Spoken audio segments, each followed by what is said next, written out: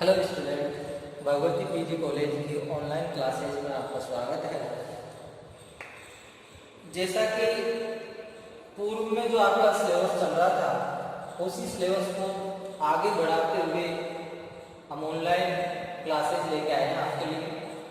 आज हम BSc third year और सब्जेक्ट जूलॉजी के अंतर्गत पेपर जो है आपका पेपर है थर्ड, जैसे मैंने थर्ड ईयर में रखा है। पेपर का नाम आपको पता ही होगा, BEB डेवलपमेंट ऑफ बायोलॉजी। इसका मीन्स है परिवर्धन जीव, परिवर्धन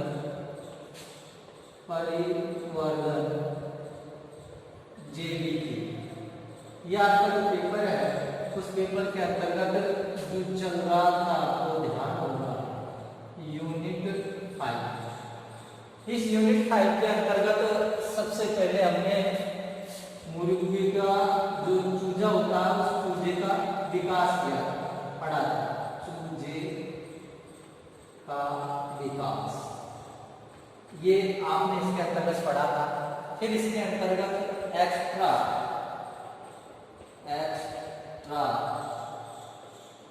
एम्ब्रियोनिक मेम्ब्रेन और एक्स्ट्रा एम्ब्रियोनिक मेम्ब्रेन यानी कि अतिरिक्त भ्रूणीय झिल्लियां, और इसमें अतिरिक्त भ्रूणीय झिल्लियों के अंतर्गत आपने 4 अतिरिक्त भ्रूणीय झिल्लियां पढ़ी थी। योग से दूसरा आपने पढ़ा था एमनियन, तीसरा आपने कोरी और चौथा आपने पढ़ा था एलेंटोइस।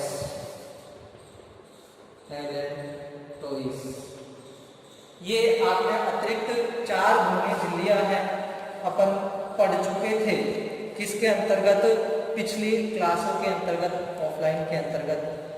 आज हम इसी यूनिट को आगे बढ़ाते हुए जो पढ़ेंगे वो पढ़ेंगे हम डेवलपमेंट ऑफ फ्रॉग, यानी कि जो मेंढक है उस मेंढक का परिवर्तन, मेंढक का परिवर्तन।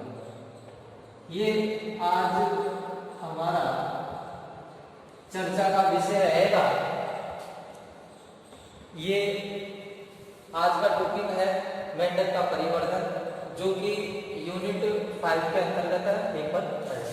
और ये चीजें हम क्या, चूजे का विकास पढ़ चुके हैं, एक्स्ट्रा एम्ब्रियोनिक मेम्ब्रेन है वो हम पढ़ चुके हैं। अब हमारा तीसरा इसके अंतर्गत जो टॉपिक आने वाला है वो है डेवलपमेंट ऑफ फ्रॉग, मेंढक का परिवर्तन।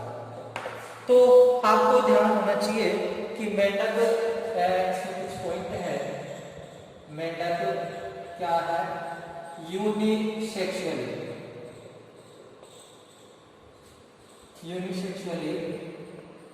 प्राणी है, अर्थात इसमें नर जनन अंग एवं जो मादा जनन अंग होते हैं वो क्या होते हैं, अलग अलग होते हैं। तो अलग अलग होने के साथ साथ ही इसमें जो नर से इस पर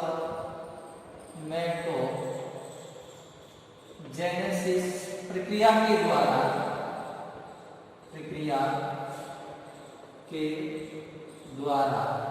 स्पर्म का क्या होता है, निर्माण होता है। दूसरा, मादा में oogenesis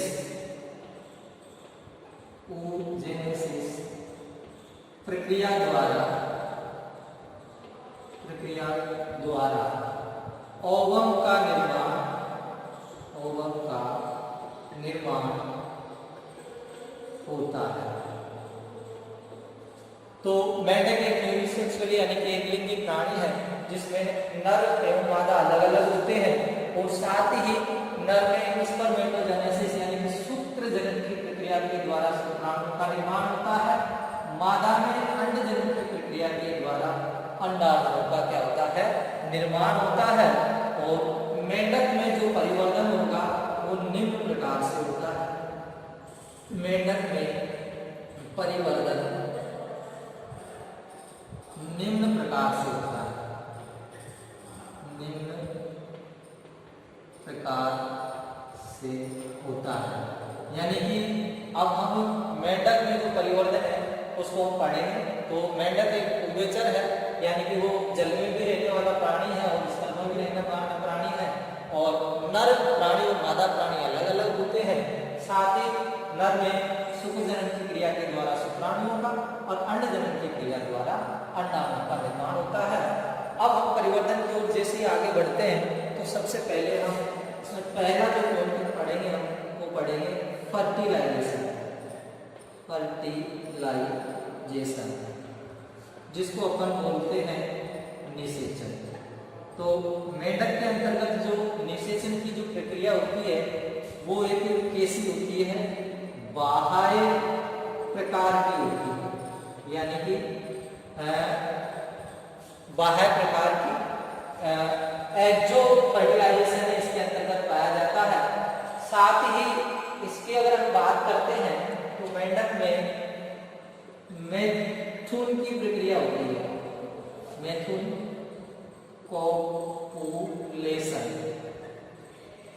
कोपुलेशन यानी कि मैथुन की प्रक्रिया होती है। अब इस मैथुन की प्रक्रिया के अंतर्गत क्या होता है, अपरिपक्व जो शुक्राणु और जो अंडाणु होते हैं उन अंडाणुओं को बाहरी माध्यम यानी कि बाहरी माध्यम के अंदर क्या जल में छोड़ते हैं। कहने का मतलब क्या है कि जब इनका एक सीजनल पीरियड होता है, मेंढकों के अंतर्गत निषेचन का जो समय होता है वो अधिकतर जो समय होता है वो क्या होता है, बरसात का टाइम होता है। और उस बरसात के टाइम के अंतर्गत ये एक विशेष प्रकार की ध्वनि उत्पन्न करते हैं जिसे टर की ध्वनि के नाम से जाना जाता है।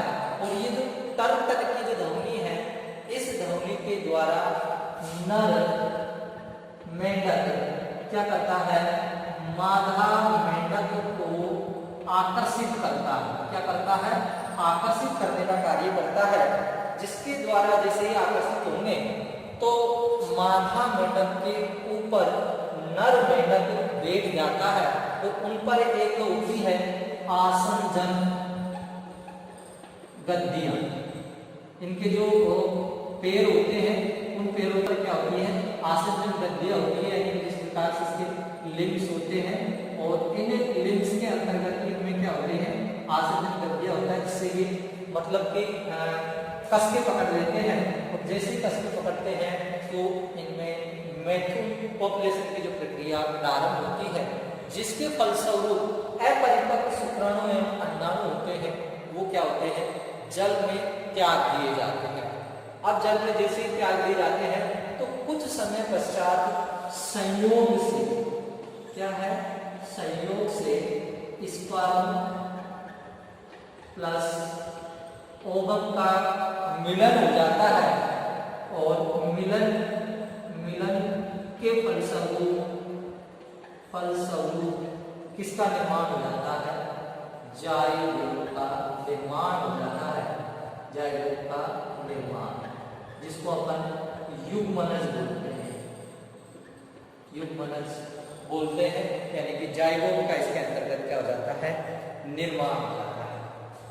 अब जाइगोट का जैसे निर्माण होता है तो इसके अंतर्गत अब फर्टिलाइजेशन हो गया। दूसरा जो प्रोसेस आता है वो है इसके अंतर्गत क्लीवेज यानी कि विदलन।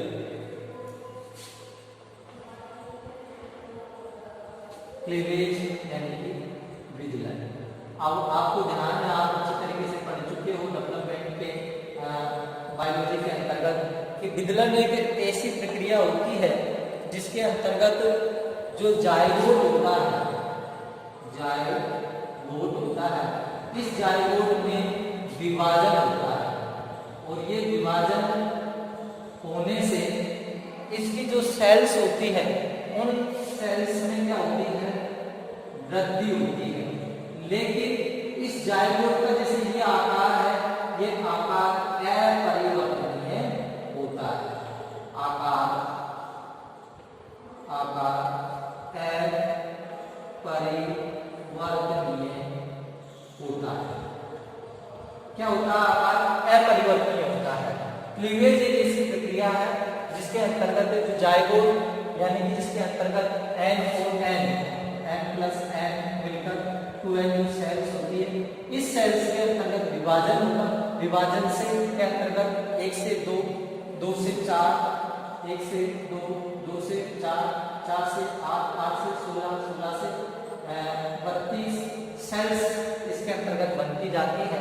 और ये एक लंबवत और एक उदक यानी कि इसके अंतर्गत जो विभाजन होता है क्लीवेज, वो फर्स्ट, सेकंड, थर्ड, फोर्थ तक पाया जाता है, जिसमें कोशिकाओं की संख्याओं में तो वृद्धि होती है, लेकिन जो इसका आकार होता है वो अपरिवर्तनीय होता है, यानी कि आकार ऐसे की ऐसे ही होता है।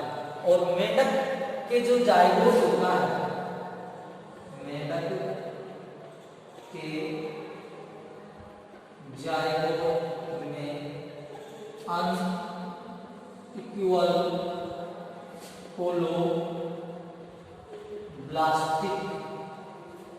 अनइक्वल होलोब्लास्टिक प्रकार का विदलन होता है। प्रकार का क्या होता है, विदलन होता है। अभी इसको हिंदी में बोला जाता है अनइक्वल,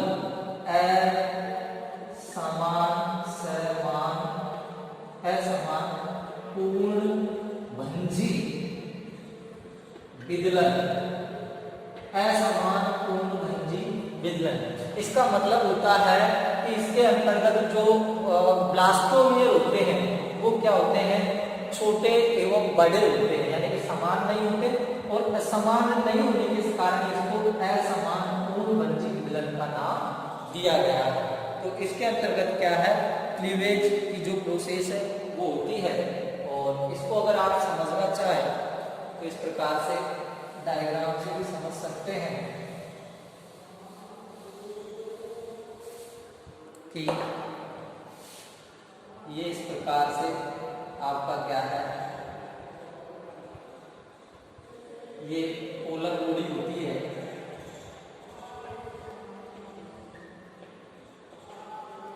इसके अंतर्गत ये पोलर बॉडी होती है, इसको आप dot dot dot dot dot से इस प्रकार से दर्शा सकते हैं।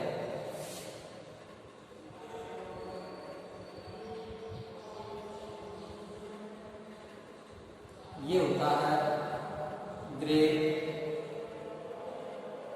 कार्सियन, ग्रे कार्सियन, और इसको बोला जाता है, ये इसके अंतर्गत क्या है,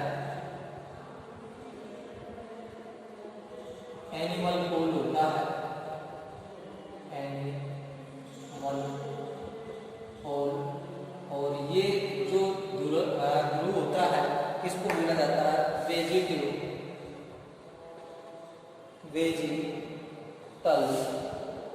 पोल,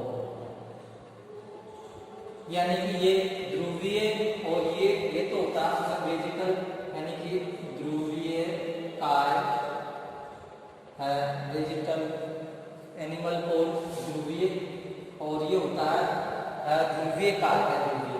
ग्रे क्रेसिएंट ये इसको दूसरे द्रव्य के नाम से जाना जाता है, जो कि मैंने आपको पहले बताया था। ये पीतक झिल्ली होती है, विट्लाइन मेम्ब्रेन होती है, और ये जो संरचना है ये किसकी है, जाइगोट की संरचना है। और किसका जाइगोट है, ये फ्लोर, मेंढक का जाइगोट है। अब ये जाइगोट के अंतर्गत क्या होता है, क्लीवेज होता है, विदलन की प्रोसेस होती है, और वो विदलन भी कैसा होता है, अनइक्वल होलोब्लास्टिक, अनइक्वल होलोब्लास्टिक का मतलब क्या है? असमान पूर्ण भंजी विदलन का। असमान पूर्ण भंजी विदलन का मतलब होता है कि इसमें जो माइक्रोमियर्स होते हैं वो क्या होते हैं?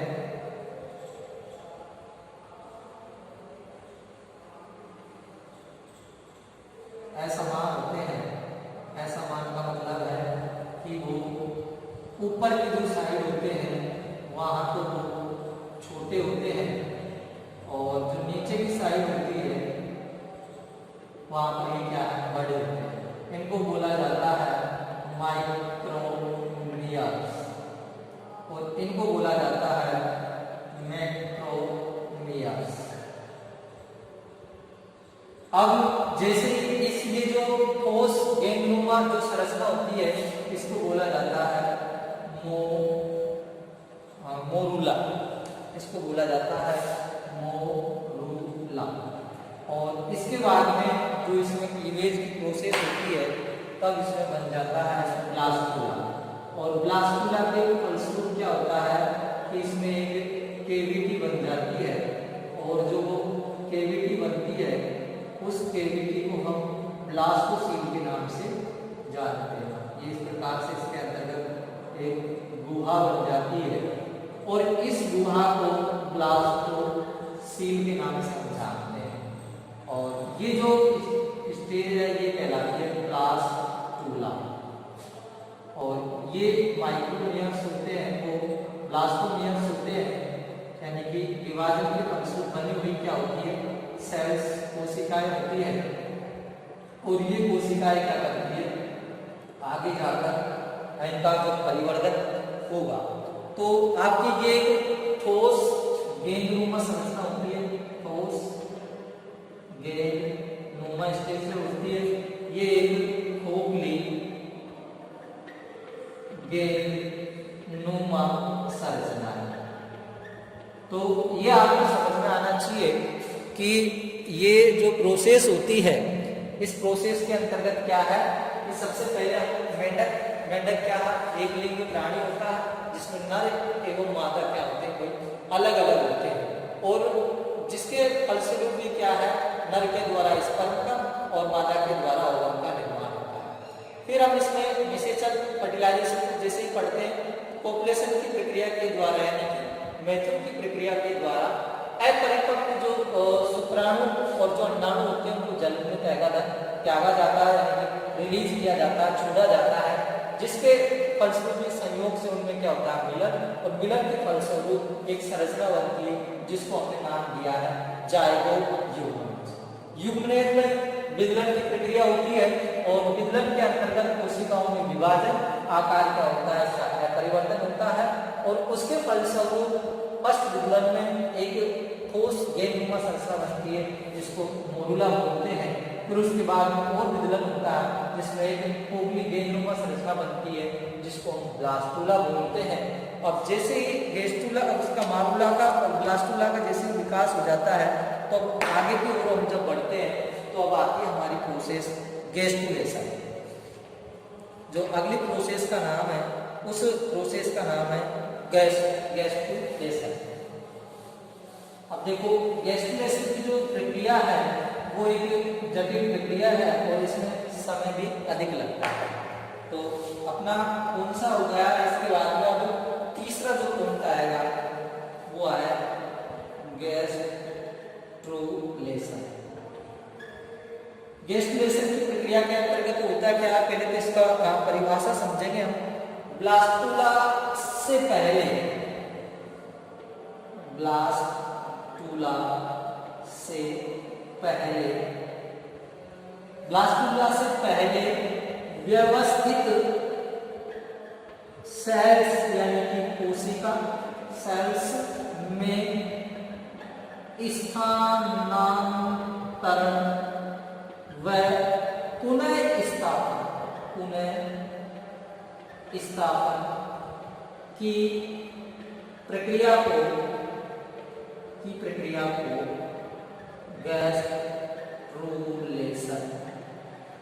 गेस्टुलेशन के नाम से जाना जाता है। यानी कि जो ब्लास्टुला है, इसके अंतर्गत जो सेल्स होती है जिन्हें मतलब ब्लास्टोमियर्स बोलते हैं, ये सब क्या कहलाते हैं, ब्लास्टोमियर्स। ये ब्लास्टोमियर्स होते हैं, इनके अंतर्गत क्या होगा, स्थानांतरण यानी स्थान चेंज करेंगे और पुनः स्थापन यानी कि पुनः से वो स्थापित हो जाएंगे। तो वो जो प्रक्रिया है वो कहलाती है गैस्ट्रुलेशन। और गैस्ट्रुलेशन के दौरान निम्न परिवर्तन होते हैं, गैस्ट्रुलेशन कहते हैं, और यहाँ पर लिख सकते हैं गैस्ट्रुलेशन के दौरान निम्न परिवर्तन होते हैं। गैस्ट्रुलेशन के दौरान है, इसके अंतर्गत क्या है, निम्न परिवर्तन की प्रोसेस होती है, जिसके अंतर्गत सबसे पहले हम बात करते हैं तो पहली जो प्रोसेस होती है उसका नाम है एपिबोली। एपिबोली अध्यारोहण इसको हम बोलते हैं, अध्यारोहण। एपिबोली या अध्यारोहण की जो प्रक्रिया होती है, इसके अंतर्गत क्या होगा कि जो माइक्रोमियर्स होते हैं वो मैक्रोमियर के ऊपर व्यवस्थित हो जाते हैं और चारों ओर से उसे घेर लेते हैं। कहने का मतलब क्या है कि ये मैक्रोमियर्स होते हैं और माइक्रोमियर्स होते हैं, और इन माइक्रोमियर्स के ऊपर ये है माइक्रोमियर्स और ये है मैक्रोमियर्स। इनको लघु कोरकखंड और दीर्घ कोरकखंड के नाम से जाना जाता है।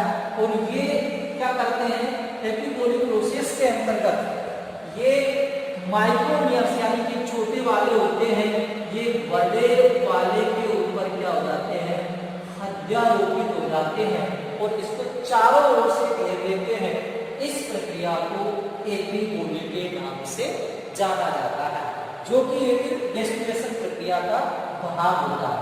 तो सबसे पहले आगे इसके अंतर्गत एपिबोली, फिर उसके बाद में हम जैसे पढ़ते हैं दूसरा हमारा इसके अंतर्गत जो टाइप आता है वो है इम्बोली। इम्बोली जो प्रक्रिया होती है, इस इम्बोली प्रक्रिया के अंतर्गत दो क्रियाएं संपन्न होती है। इसमें दो क्रियाएं संपन्न होती है। दो क्रियाएं इसके अंतर्गत क्या होती है, संपन्न होती है, और उन दो क्रियाओं को मैं यहाँ बता रहा हूँ। पहली जो क्रिया है उस क्रिया का नाम है अंतर्वलन। अंतर्वलन इसको बोला जाता है इन्वेगिनेशन। अंतर्वलन प्रक्रिया के अंतर्गत अब होगा क्या कि इसमें माइक्रोमियर जो कोशिकाएं हैं, मैक्रोमियर कोशिका को ऊपर फैलने के स्थान पर भ्रूण के अंदर घुसना प्रारंभ कर देती है। इसमें क्या होता है, माइक्रोमियर्स सेल माइक्रोमियर्स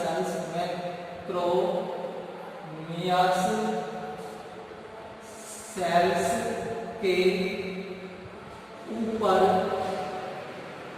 फैलने की बजाय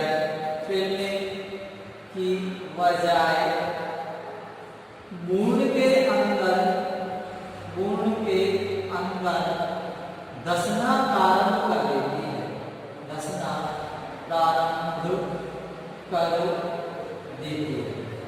ये इसके अंतर्गत प्रोसेस होती है। कैसे, जैसे मान लीजिए ये माइक्रोमियर्स होते हैं और ये इसके अंतर्गत क्या है,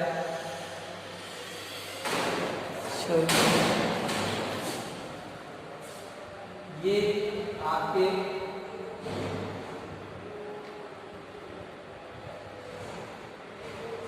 ये तो है माइक्रो और ये क्या है, मैक्रो। इसके बाद में ये जो माइक्रो है ये ऊपर अध्यारोपित ना होते इस प्रकार से अंदर धंसना क्या कर देते हैं, प्रारंभ कर देते हैं। यानी कि इनकी जो गति होती है वो इस ओर होती है। ये इस ओर से मतलब क्या करते हैं, मूवमेंट यानी कि गति करते हैं, और गति करने के साथ साथ इसमें एक छोटा सा गड्ढा बन जाता है, और इस गड्ढे को ब्लास्टोपोर कहते हैं, यानी कि कोरक गुहा के नाम से इसको जाना जाता है। ये जो गड्ढा बनता है, इस गड्ढा को किसके नाम से जाना जाता है, ब्लास्टोपोर यानी कि कोरक गुहा के नाम से जाना जाता है। फिर उसके बाद में क्या होता है कि ये माइक्रोबियल कोशिका धंसने के साथ साथ जो ब्लास्टोपोर के डोर्सल लिप के ठीक पीछे ये ब्लास्टोपोर है, यहाँ की जो कोशिकाएं धंसने के साथ साथ ही इसका जो ब्लास्टोपोर का डोर्सल लिप होता है, डोर्सल लिप होता है, उस लिप पर एक दरार नुमा संरचना बना लेते हैं, दरार नुमा संरचना बनाते हैं, और इस दरार नुमा संरचना को आर्केंटेरोन केविटी के नाम से इसको जाना जाता है। यानी कि अब जो स्ट्रक्चर आपके पास हो जाएगी वो ये हो जाएगी, ये आपके छोटे वाले हैं, ये क्या है माइक्रोमियर, और ये क्या है बड़े वाले हैं, इनको बोला जाता है मैक्रोमियर।